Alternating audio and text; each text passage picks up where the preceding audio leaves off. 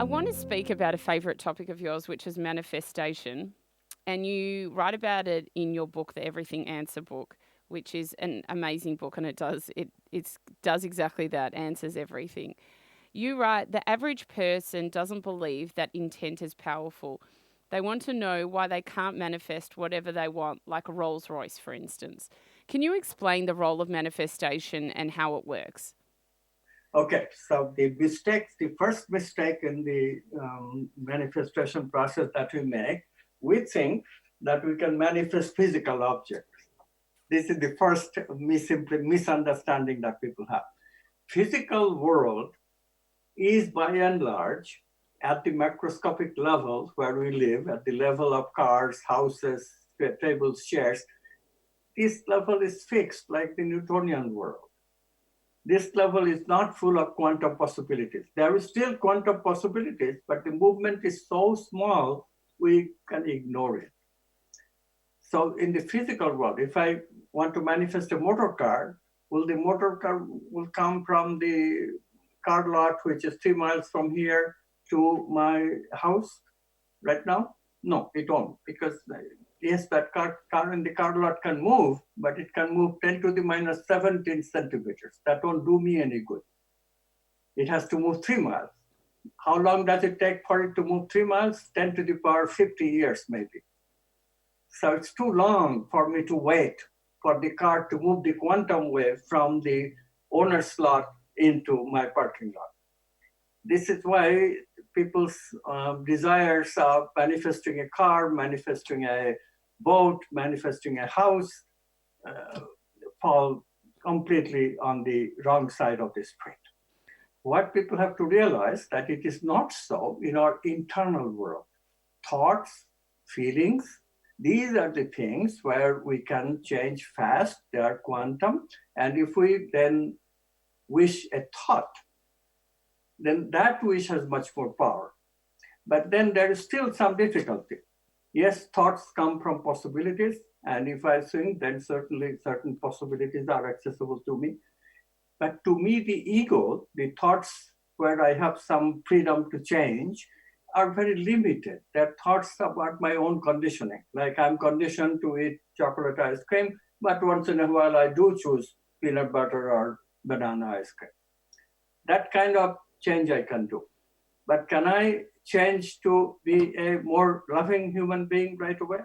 No, I cannot do that. I have to go through a process.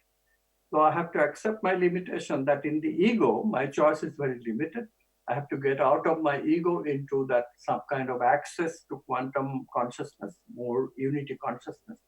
How do I get that access? I have to work through a process, and that creative process.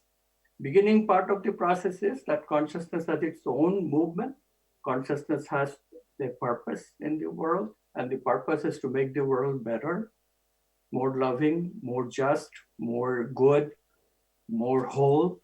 And if I align myself with the purpose of the movement of consciousness, my chance of success increases. So I always say that intent first from your heart. That's already helping because heart is more pure than the intellectual mind about making intentions. The ones of the heart are much more consonant with the movement of consciousness. And then make the intention that this intention that you are having is good for the greater world. It's not just for you, but for also everyone, because ultimately the granting of your wish can come only from that unity consciousness. Mm. And that unity consciousness likes it if you are not asking for your selfish need, but for everybody's need. So, and then at the third stage, we say, we intend that my intention be in resonance with, in consonance with the movement of consciousness, with the meaning and purpose of the world. And then we end up with silence. Silence is the way to pray. The prayer must end up with silence. So if we make intention that way, we are already doing better.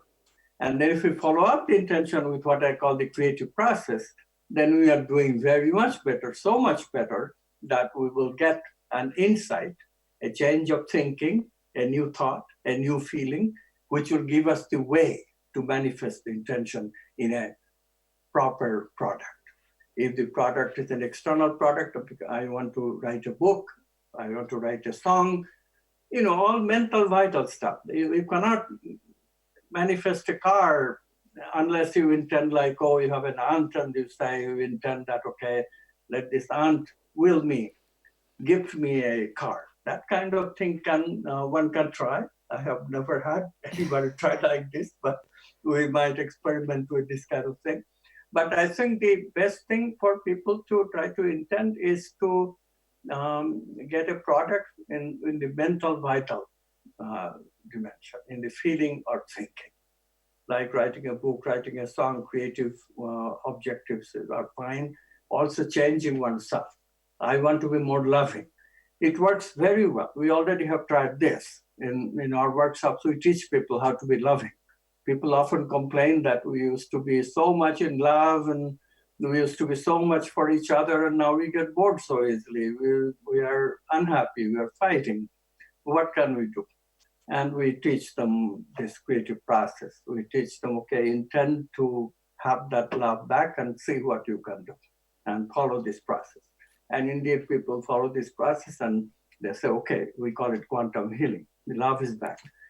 So this is the kind of thing which you can intend and really put the quantum picture in place where it works for you.